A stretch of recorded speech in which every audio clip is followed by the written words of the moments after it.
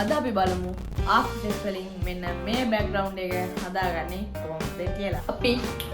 අපි පළවෙනියට After Effects open කරගෙන new composition එක හදාගෙන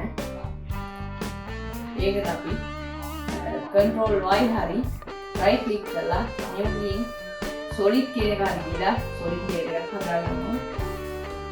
අපි ඊට පස්සේ ඒකට effects panel එකට ගිහිල්ලා gradient ramp කියන කුට්ටේ ගෙනල්ලා දානවා. අපි ඊට පස්සේ ඒකට දානවා අලුයි රතුයි ඒ ස්ටාර්ට් කලර් එක අලු දීලා එන් කලර් එක රතු දෙනවා. ඕගොල්ලන්ට මේ දෙක මාරු කරගන්න මම මෙතන swap කලර් එක කියලා දෙන්න. ඊට පස්සේ මම මෙතන point එක පාලනට හදාගන්නවා මේක දෙවිලා.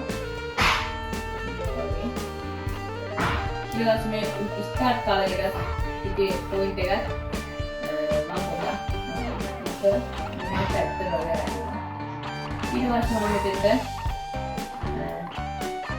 wind effect එක ගෙනල්ලා දානවා.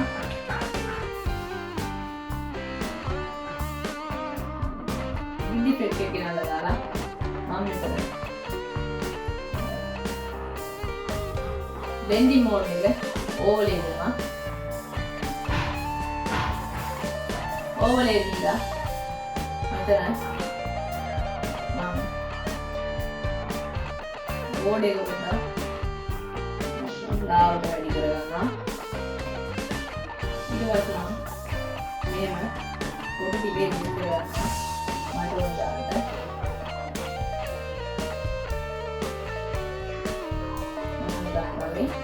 ඊට පස්සේ අපි turbulent displace කියන effect එක ගෙනලා මේකට ගෙනලා දානවා.